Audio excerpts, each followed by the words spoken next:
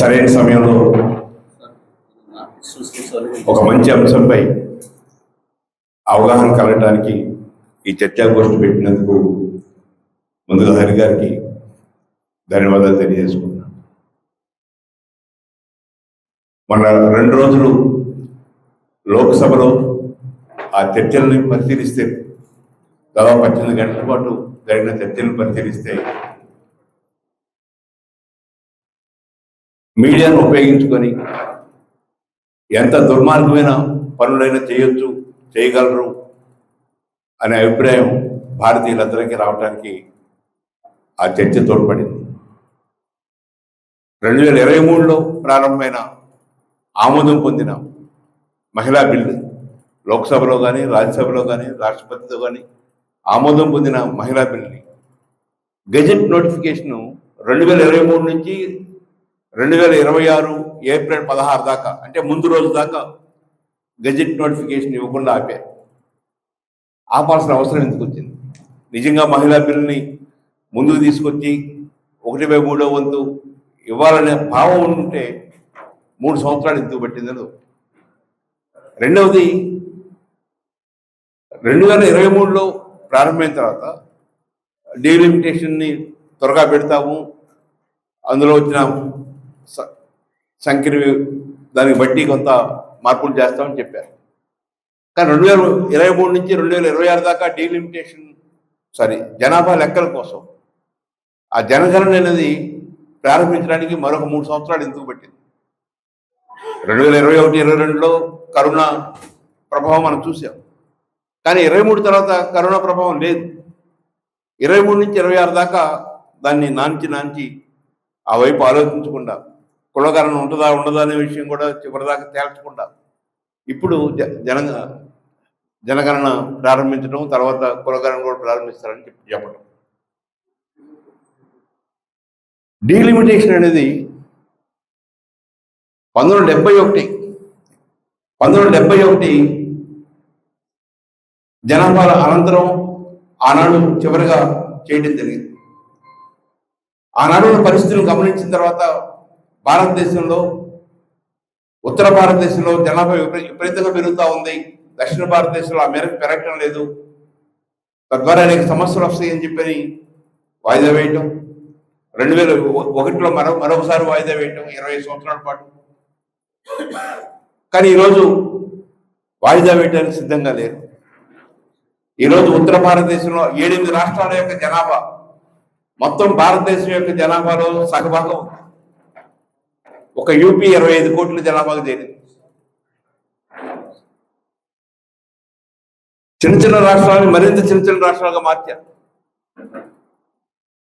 చిన్న రాష్ట్రాలు చేయడమే మా జయం, మా లక్ష్యం అని చెప్తున్న బీజేపీ ఉత్తర భారతదేశంలో పెద్ద రాష్ట్రాలను మాత్రం విభజించడానికి ముందుకు రావటం లేదు. చిన్న రాష్ట్రాలను మరింత చిన్న రాష్ట్రాలుగా మారుస్తున్న పరిస్థితి. అమెరికాలో 1913 నుంచి ఈ రోజు వరకు ఒక్క సీటు పెరగలేదు. మనకన్నా డెమోక్రసీలో ముందున్న దేశం. 1913లో సెనెట్లో 100 సీట్లు ఉంటే ఇప్పుడు 100 సీట్లే ఉన్నాయి. 1913లో 435 సీట్లు హౌస్ ఆఫ్ రిప్రజెంటేటివ్లు, అంటే మన లోక్సభ లాంటి 435 ఉంటే ఇప్పుడు 435 ఉన్నాయి.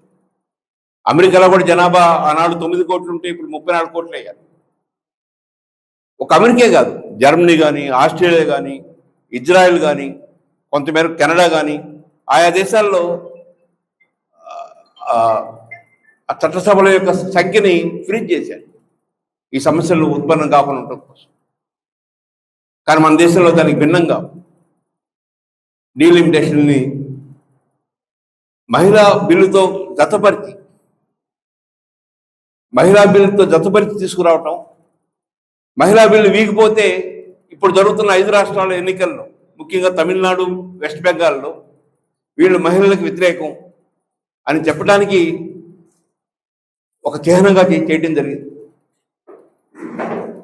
వీగిపోయిన 5 నిమిషాలకి బీజేపీ మహిళా ఎంపీలు ప్లే కార్డ్స్ పెట్టుకొని పార్లమెంట్ ముందు ప్రదర్శన చేశారు.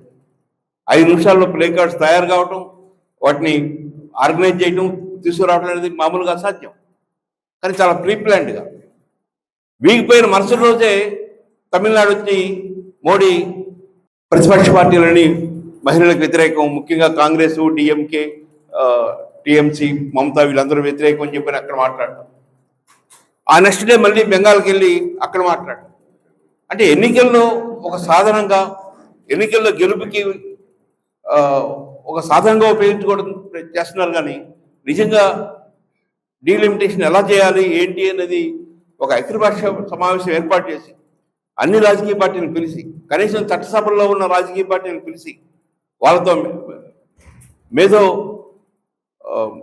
చర్చలు జరిపి ఆ బ్రెయిన్ స్టార్మింగ్ అనేది ఏర్పాటు చేసుకుని వాళ్ళ అభిప్రాయాలని స్వీకరించి వాటన్నింటినీ బిల్లులో పెట్టి అలా చేస్తే కొంత ఫలితం వచ్చేది.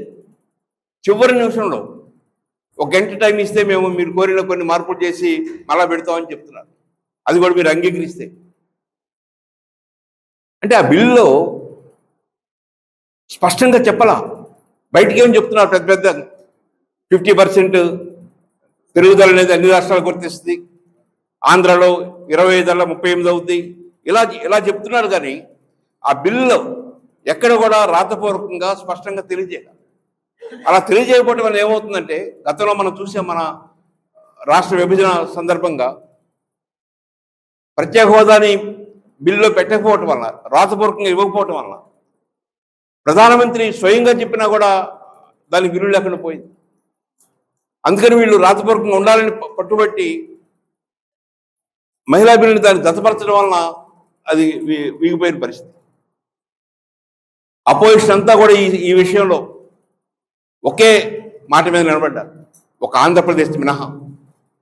ఆంధ్రప్రదేశ్ మనం గమనిస్తే గత 15-20 సంవత్సరాల నుంచి, మోడీ వచ్చినప్పటి నుంచి ఈ రోజు వరకు మోడీ పార్లమెంట్లో ఏ చట్టం తీసుకొచ్చినా, ఏ మార్పులు చేయాలనుకున్నా 100% ఓట్లు వస్తున్న రాష్ట్రం ఆంధ్రప్రదేశ్. ముఖ్యంగా జగన్మోహన్ రెడ్డి ప్రతిపక్షాలకి భిన్నంగా ఓటు వేయటమే కాకుండా ఆ ఓటు ఎందుకు వేసావు అనేది ఒక పెద్ద ట్వీట్ చేయడం జరిగింది. అందులో చాలా స్పష్టంగా చెప్పారు, 2026 దాకా ఆగితే, 2026 జనాభా లెక్కలైన పూర్తయితే మనం ఇంకా ఎక్కువ నష్టపోతాం, అప్పుడు ఇంకా ఎక్కువ సీట్లు కోల్పోతాం, అందుకని మేము సపోర్ట్ చేయాల్సి వచ్చింది. అప్పుడు కూడా ఇదే పరిస్థితి వస్తుంది కదా, అప్పుడు కూడా పార్లమెంట్లో పెట్టాలి, అప్పుడు కూడా 2/3 వంతు సపోర్ట్ రావాలి. ఆ సపోర్ట్ వస్తేనే ఆ మార్పు జరుగుతుంది. ఒక దక్షిణ భారతదేశంలో స్పందనే కాదు, అటు బెంగాల్లో కానీ ఇతర రాష్ట్రాల్లో కూడా అక్కడున్న ప్రతిపక్ష నేతలు కూడా స్పష్టంగా ముందుకొచ్చి నిలబడ్డారు. కాబట్టి అది వీగిపోయింది. అసలు ఎందుకు సంఖ్య ఇంత పెంచాలి? 543 అల్లా 800కి 850కి ఎందుకు చేస్తాడు? అంటే ఒక పెద్ద భవనం 880 మంది పట్టే భవనం కట్టాం కాబట్టి ఆ 880 మంది భవనం నిండేటట్టుగా సభ్యులు ఉండాలని కోరుకోవటమా? లేదా చట్టసభలకి ఎన్నికయ్యే వాళ్ళు స్థానిక సమస్యలు, రోడ్లు, ఎంప్లాయ్మెంటు, లేక ఇతర నీరు, విద్య, వైద్యం ఇట్లాంటి విషయాల మీద ఆలోచించేవాడు కాదు. చట్టసభల్లో చట్టాలను రూపొందించేవాడు, చట్టాల్లో మార్పులు వచ్చేవాడు. అలాంటి సంఖ్య 543 ఉంటే వచ్చే నష్టం ఏంటి? 850 ఉంటే వచ్చే ప్రయోజనం ఏంటి? అదనపు భారం ప్రజల మీద పట్టడం తప్పితే.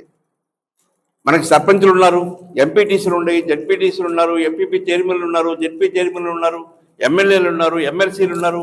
ఇంత ప్రజాప్రతినిధులు కింది స్థాయిలో పనిచేస్తూ ఉంటే ఇప్పుడు పార్లమెంట్ పెంచకపోతే ఒక్కొక్కరికి 40 లక్షల మంది, 30 లక్షల మంది ప్రాతినిధ్యం వహించాల్సి వస్తుంది, అందుకని పెంచుతున్నామని చెప్తున్నారు. అదే నిజమైతే 1947లో 32 కోట్ల జనాభా మనం ఉంది, ఈరోజు 147 కోట్ల జనాభా అయ్యాం. అప్పుడు ఒక ప్రధానమంత్రి ఉంది, ఇప్పుడు 4 ప్రధానమంత్రులు కావాలంటే ఒప్పుకుంటారా? ఆనాడు 32 కోట్ల జనాభాకి ఒక ప్రధాని పనిచేస్తుంటే ఇప్పుడు జనాభా పెరిగింది కాబట్టి 4 ప్రధానమంత్రులను ఏర్పాటు చేసి 4 విభాగాలు చేస్తామంటే అంగీకరిస్తుంది సమాజం. కానీ వారి పదవుల విషయం వచ్చినప్పుడు ఒకరే ఉంటారు. ఉత్తర భారతదేశంలో జనాభా పెరుగుదలకు అనుగుణంగా సంఖ్య పెంచుకుంటే శాశ్వతంగా మనమే ఉండగలుగుతాం. రేపు భవిష్యత్తులో అత్యధిక 2/3 కన్నా మెజారిటీ వస్తే దీన్ని ఒక అధ్యక్ష తరహా పాలన కిందకు తీసుకురావాలి, ఒక యూనిటరీ ఎలక్షన్స్ తీసుకురావాలి. అమెరికా లాగా ప్రెసిడెంట్ ఎన్నికలు నిర్వహిస్తే అప్పుడు హిందూ మతం యొక్క ప్రభావం మరింత బలంగా ఉంటుంది. ఇప్పుడు ఈ ఫెడరల్ స్ట్రక్చర్లో చాలా ఇబ్బందులు పడుతున్నాం అనే భావంతో ఉన్నారు తప్పితే దానికి మించి ఈ దేశం, ఈ దేశ ప్రజల అభివృద్ధి వాటి గురించి ఆలోచించట్లేదు.